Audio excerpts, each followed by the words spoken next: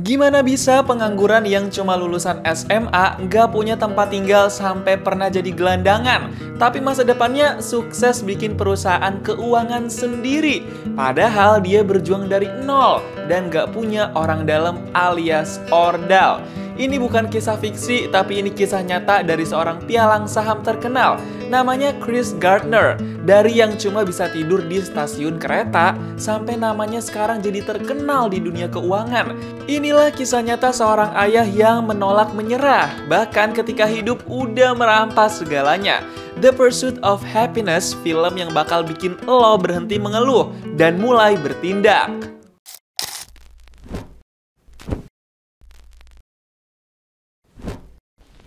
Bapak sama anak ini lahir dari keluarga miskin. Mereka lagi dilanda masalah ekonomi yang gak berkesudahan. Si bapak namanya Chris Gardner, diperanin sama Will Smith. Kita panggil aja Pak Chris. Kalau si anak namanya Christopher, diperanin sama Jaden Smith. Kita panggil aja Dek Chris. Pak Chris lagi anterin Dek Chris ke sekolah tuh. Pak Chris hari-hari emang sering anterin Dek Chris ke sekolah sembari bawa mesin alat medis yang ditenteng dia buat dijual ke rumah sakit. Tuh alat harganya mahal banget, makanya mau dia jual biar bisa dapat uang buat kebutuhan sehari-hari. Pak Chris punya sisa beberapa alat medis itu di kontrakannya, tapi saking mahalnya nggak laku-laku tuh barang. Ngomong-ngomong, Pak Chris nih masih punya istri, namanya Linda, diperanin sama Thandie Newton. Tapi kita panggil aja Bu Lin, dia kerja di tempat laundry. Pak Chris sama Bu Lin sering banget ribut gara-gara masalah ekonomi. Soal jemput anaknya aja, mereka ribut dulu nih. So I gotta get Christopher home, feed him, bathe him, get him in bed, and be back here by 7. Belum cukup masalah ekonomi, Pak Chris juga suka nggak sengaja parkir mobil sembarangan. Sampai-sampai mobilnya ditilang tuh sama Pak Polisi. Pak Chris sama Bu Lin tuh juga sering banget ribut di depan anaknya. Kayak lagi di meja makan gini nih, masih aja mereka ribut soal pajak yang belum dibayar sama Pak Chris karena belum ada duitnya. Dengar ribut-ribut gitu, Dek Chris jadi suka murung tuh. Besoknya Pak Chris mau ngider lagi ke rumah sakit buat jualan alat medisnya itu. Di jalanan, Pak Chris ngeliat orang kaya alias orkai yang turun dari mobil mewah dan mau masuk ke gedung perusahaan. Pak Chris iseng nanya deh dia tuh kerja apaan dan gimana caranya biar bisa sukses dan jadi orkai. I'm a stockbroker. Stockbroker. I had to go to college to be a stockbroker. You don't have to. Sejak itulah Pak Chris tahu di dunia ini ada yang namanya pialang saham, alias calo atau broker yang jadi perantara buat investor dan bursa efek yang mau jual beli saham. Pak Chris langsung meratapi nasibnya, mempertanyakan kenapa dia kagak bisa jadi kaya dan sukses kayak orang-orang yang lagi dia lihat. Paginya Pak Chris bilang ke Bu Lin kalau dia besok pengen ke perusahaan pialang saham buat tanya-tanya ada loker apa kagak. Tapi Bu Lin malah ngerendahin Pak Chris dong. Dia ngerasa Pak Chris terlalu menghayal buat kerja jadi pialang saham. Pak Chris nggak terima tuh harga dirinya direndahin sama Bu Lin kayak begitu. Tapi Bu Lin tetap ngotot kalau Pak Chris emang nggak bisa ngehasilin apa-apa. Pak Chris juga ngotot kalau dia udah berusaha yang terbaik buat keluarganya. This is what I'm trying to do for my family, for you and for Christopher. Pas siangnya Pak Chris beranikan diri buat ke perusahaan pialang saham dan kebetulan lagi ada loker tuh buat jadi broker. Tapi sebelum masuk ke dalam, Pak Chris nitipin alat medis yang masih dia tenteng itu ke pengamen. Soalnya nggak enak kan kalau dibawa-bawa ke dalam kelihatannya kayak nggak profesional gitu. Akhirnya Pak Chris masuk ke dalam buat ketemu orang HRD. Pak Chris dikasih formulir dan nanti Pak Chris harus kasih formulir itu ke kantor utama. Belum selesai Pak Chris ngobrol sama HRD, dia ngeliat pengamen di luar malah bawa kabur alat medis yang dititipin. Langsung dia kejar tuh si pengamen kurang ajar. Udah capek-capek ngejar, tetap aja nggak bisa ketangkep. Apes banget ya. Udah kismin cuma punya alat medis, dicuri lagi. Untung masih ada sisa alat medis lagi di kontrakan Pak Chris. Akhirnya Pak Chris terpaksa pulang ke rumah sembari baca-baca apa aja yang harus diisi di formulirnya. Saking kepikirannya sama formulir kerja di pialang saham, Pak Chris sampai kagak bisa tidur tuh.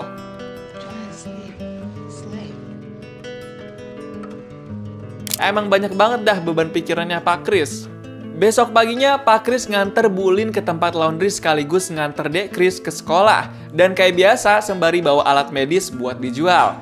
Abis antar Dekris ke sekolah, Pak Kris langsung gaskeun ke kantor utama perusahaan pialang saham. Dia udah bawa formulir yang udah dia isi. Di dalam kantor pialang saham itu, Pak Kris langsung nyegat HRD-nya. Namanya Jay Twistle. Kita panggil aja Pak Jay. Gak pakai banyak kecot, Pak Kris langsung kasih formulir lamaran ke Pak Jay dan ngajak diskusi. Tapi Pak Jay bilang nanti akan ditelepon kalau memenuhi kualifikasi. Discuss what may seem like weaknesses on my application. Okay, well, we'll start with this, Chris, and we'll call you if you want to sit down. Yes. Keluar dari kantor utama itu, Pak Kris nggak sengaja ngeliat pengamen yang kemarin nyuri alat medis punya dia. Dia kejar dah tuh pengamen sampai ke transportasi umum. Akhirnya Pak Kris bisa ambil lagi alat medisnya. Tapi tetap aja, yang bikin ngenes tuh alat medis masih belum laku-laku juga. Pulang dari situ mereka ngerayain ulang tahun Dekris kecil-kecilan aja. Dekris dikasih hadiah bola basket sama Bulin. Tapi habis seneng-seneng bentar itu, Bulin ngerasa kecewa sama Pak Kris. Bulin ngerasa Pak Kris nggak becus jualan alat medis sampai nggak laku melulu. Bulin kelihatan udah muak banget sama Pak Kris yang cuma bisa janji manis doang. Sebulan kemudian, Pak Kris coba ke kantor utama pialang saham lagi karena belum ada kabar soal lamaran kerjanya. Dan dia berani buat mencegat Pak Jay yang lagi mau naik taksi. Tadinya Pak Jay sempat mau menghindar, tapi akhirnya dia ngebolehin Pak Kris ikut masuk ke taksi karena mereka kebetulan mau ke tempat yang sama.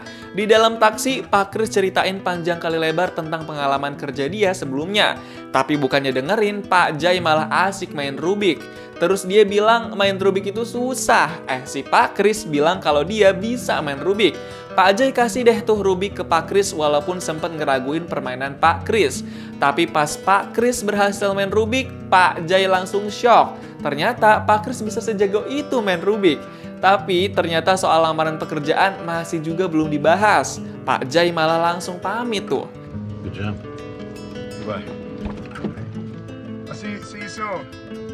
Padahal Pak Kris berharap banget bisa ngebahas lamaran kerjanya. Gak lama setelah itu, Pak Kris harus turun dari taksi. Tapi dia kagak punya uang buat bayar. Jadi dia malah terpaksa buat kabur dan gak bayar ongkos taksinya. Dia lari terbirit-birit sampai masuk ke stasiun kereta. Tapi pas udah masuk pintu kereta, alat medis dia malah kejepit pintu kereta. Dan akhirnya ketinggalan karena gak keburu dimasukin. Malamnya Pak Kris coba telepon Bu Lin dan kabarin kalau dia bakal pulang larut malam. Tapi Bu Lin tiba-tiba malah ngomong kalau dia bakal kabur dari kontrakan dan bawa Dekris pergi juga. Pak Kris newon dong denger Bu Lin ngomong kayak begitu. Bener aja pas Pak Kris pulang, Bu Lin sama Dekris udah nggak ada. Semua baju-baju juga udah dibawa kabur. Di tengah kacaunya suasana itu, tiba-tiba Pak Kris dapet telepon dari Pak Jay. Dia ngajak Pak Kris buat interview besok lusa. Listen, you still want to come in and talk? Yes, sir. Absolutely. All right, tell you what. Come on by day after tomorrow. Besoknya Pak Kris nemuin Bu Lin dan langsung sama-sama emosi. Mereka cekcok besar di gang jalanan itu. Beberapa jam kemudian, Pak Kris jemput Dekris buat pulang ke kontrakan. Pas udah di kontrakan, mereka mau makan bareng. Tapi tiba-tiba ada bapak kontrakan yang mau nagih biaya kontrakan. Si Pak Kris masih belum bisa bayar juga, padahal udah nunggak beberapa bulan tuh. Sampai-sampai Pak Kris diusir sama bapak kontrakan. Listen, Chris, I need you out of here in the morning. Tapi akhirnya setelah memohon, Pak Kris dikasih kesempatan 1 minggu buat bayar biaya kontrakan. Belum cukup masalah soal biaya kontrakan, besoknya Pak Kris disamperin sama Pak Polisi. Pak Kris diminta buat bayar denda tilang mobilnya karena udah berkali-kali ketilang. Karena nggak bisa bayar juga, terpaksa Pak Kris harus ditahan sementara di situ. Pak Kris langsung telepon Bu Lin tuh, minta tolong Bu Lin buat jemput Dekris. Untungnya Bu Lin mau ngejemput Dekris. Besok paginya, Pak Kris yang udah dibolehin keluar dari tahanan langsung lari ngebut karena hari itu dia bakal ada interview magang di kantor utama pialang saham sama Pak Jay. Pak Kris belum sempet buat mandi sama ganti baju, jadi dia langsung ke kantor utama dengan penampakan yang amburadul alias kucel parah. Gak lama setelah itu, Pak Kris akhirnya masuk ke ruangan interview. Di ruangan itu ada beberapa orang bos besar, termasuk salah satunya Pak Jay. Di hadapan para bos itu, Pak Kris langsung jelasin dengan jujur kalau dia habis ditangkap polisi karena masalah tilang kendaraan. Dan untungnya para bos nggak terlalu permasalahin hal itu. Abis itu mereka langsung ngomongin soal prestasi Pak Kris selama di sekolah. Abis interview itu, Pak Kris langsung dapat pujian dari Pak Jay. Garbage man, but you really pulled it off in there. Very much, Mr. Twistle. Hey, now you can call me Jay. All right, we'll talk to you soon. Pak J juga mastiin kalau dia bakal nerima Pak Chris buat magang di kantor pialang saham. Tapi Pak Chris bilang kalau dia perlu mikir-mikir dulu karena ternyata magang di kantor itu nggak dibayar alias nggak digaji. Malam harinya Pak Chris langsung mikirin gimana caranya biar sisa alat medisnya bisa laku terjual. Karena itu bisa jadi pegangan selama dia magang di kantor utama nanti. Malam itu juga Bulin pulang ke kontrakan cuma buat nganter Dek Chris yang udah ketiduran.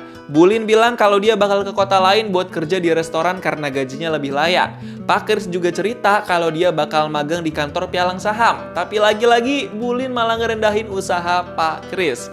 Sebelum pamitan mau ke kota lain, Bulin nitip ucapan sayang dan perpisahan buat Dek Chris. Setelah itu, Pak Chris sama Bulin resmi berpisah. Abis itu, Pak Chris langsung telepon kantor pialang saham. Dia bilang mau terima tawaran magang di kantor itu. I'd be very pleased to accept your invitation. Is that all? Yes, that's it.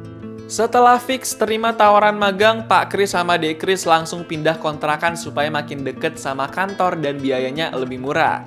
Beberapa hari kemudian, Pak Chris berhasil ngejual satu alat medis di rumah sakit. Dia seneng banget tuh, akhirnya bisa dapat duit.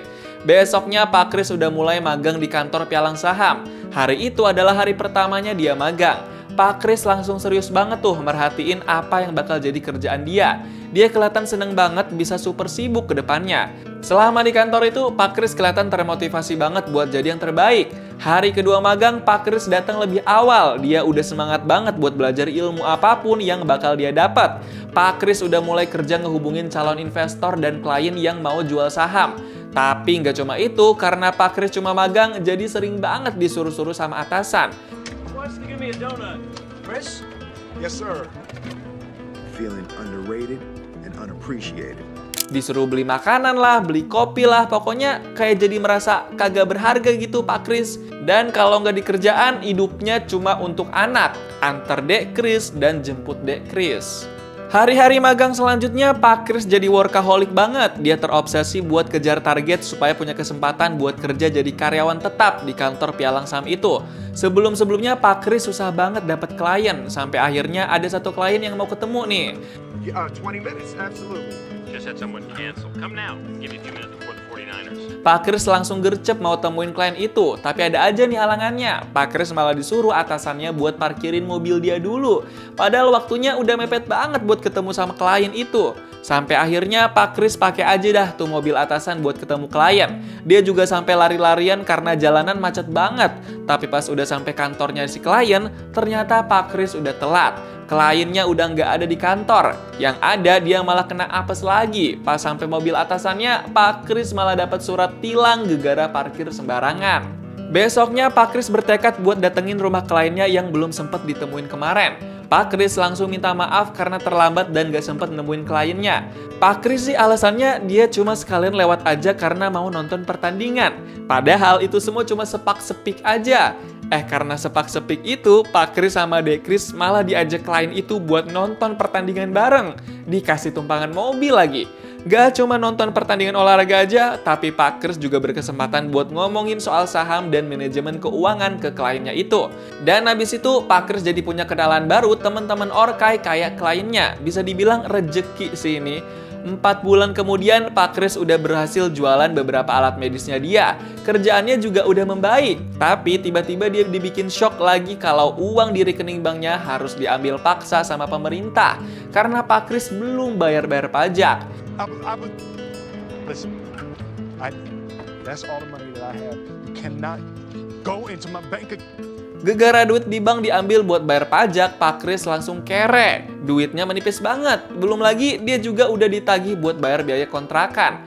Hari itu Pak Chris coba jual alat medisnya lagi, tapi belum ada yang laku. Pas malamnya Pak Chris dan Dek Chris pulang ke kontrakan, tiba-tiba barang mereka udah ada di luar pintu dong. Kunci yang dipegang Pak Chris pun udah nggak bisa buat buka pintu kontrakan. Mau kagak mau, yang kepikiran sama Pak Chris cuma bisa ke stasiun kereta. Tanpa punya tujuan kemana-mana, sampai akhirnya Pak Chris sama Dek Chris cuma bisa tidur di dalam toilet stasiun. Besoknya Pak Chris coba cari tempat pengungsian yang bisa nampung dia sama Dek Chris. Dia coba antri di suatu tempat pengungsian. Sampai-sampai sempat ribut sama orang lain yang lagi antri juga. I was here with that. We were here on time. He sliced in front of him and lied. Who did? He did. Akhirnya Pak Chris bisa dapat tempat pengungsian itu. Di dalam kamar sempit itu, Pak Chris sama Dek Chris kelihatan mencoba buat bikin diri mereka sama-sama nyaman. Dimanapun mereka tinggal, mereka sempat bercanda sebentar supaya bisa happy. Besoknya Pak Chris udah lebih semangat lagi nih buat magang dan cari klien.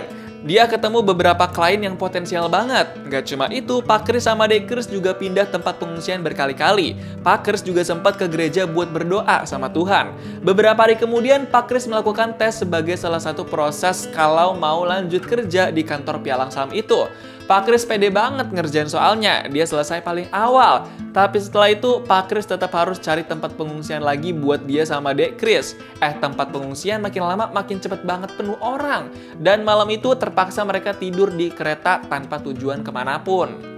Besoknya Pak Chris sama Dek Chris dapat tempat pengungsian. Mereka berasa tenang banget dah tuh kalau udah dapat tempat mengungsi, jadinya nggak luntang-lantung. Besoknya lagi Pak Chris berhasil ngejual satu stok terakhir alat medis yang abis dia betulin. Dia senang banget akhirnya bisa dapat duit dari semua alat medis yang dia jual. Dari duit itu Pak Chris jadi bisa sewa kontrakan lagi dan tidur nyaman sama Dek Chris. Hari-hari setelah itu Pak Chris udah lebih membaik, kerjaannya juga bagus. Dia berhasil capai target dan ketemu banyak klien. Got some guys at a ball game, got some cars at work. I guess. Pak Jai kasih tahu ke Pak Chris kalau besok itu pengumuman dan penentuan apakah Pak Chris bisa lanjut bekerja atau harus berhenti magang. Pak Chris bilang dia ngerasa deg-degan banget, tapi optimis akan bisa kerja. Besoknya Pak Chris dipanggil sama atasannya. Pak Chris langsung deg-degan dong. Ada apaan ini? Curiga soal penentuan status dia di kantor itu ke depannya. Dan bener aja, Pak Chris dipanggil sama bos besar. Dan saat itu juga dia dikasih tahu kalau besok harus masuk kerja lagi karena bakal jadi hari pertama Pak Chris sebagai karyawan di posisi broker. Pak Chris yang dengar kabar itu langsung terharu. Dia nahan air mata bahagia. Dan dia mau terima tawaran kerjaan di kantor pialang saham itu. So, welcome. Pak Chris langsung jabat tangan sama para bos besar sambil tetap menahan air matanya. Keluar dari ruangan itu, Pak Chris langsung nangis banget. Dia nggak nyangka sama apa yang diperjuangin selama ini. Bisa menjadi benih-benih kesuksesannya dalam berkarir. Pak Chris langsung lari ke tempat sekolah Dek Chris. Di situ dia langsung peluk anaknya. Setelah memulai karirnya di perusahaan pialang saham itu, Pak Chris berhasil bikin firma investasi sendiri beberapa tahun setelahnya. Dan belasan tahun kemudian, Pak Chris sukses menjual sahamnya dengan harga jutaan dolar. Film ini bukan tentang menjadi kaya, ini tentang bertahan, berjuang, dan mencintai tanpa batas. Kadang hidup menjatuhkan kita bukan untuk menghancurkan, tapi untuk ngajarin kita cara berdiri dengan lebih kuat. Karena mimpi tidak menunggu orang yang ragu, mimpi datang pada mereka yang tidak pernah berhenti berjuang. Gimana nih pendapat kamu tentang film The Pursuit of Happiness? Coba tulis di kolom komentar dan kasih tahu kamu mau diceritain alur film apa selanjutnya.